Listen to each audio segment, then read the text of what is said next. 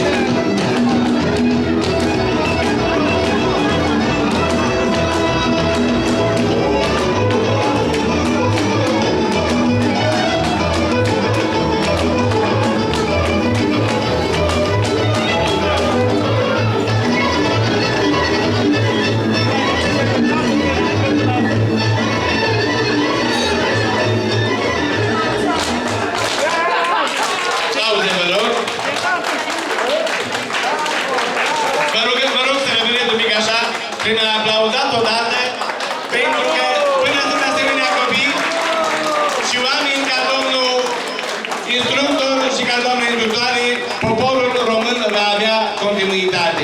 De aceea vă spunem 5 cinste dumneavoastră și să faceți și mai departe aceste lucruri frumoase.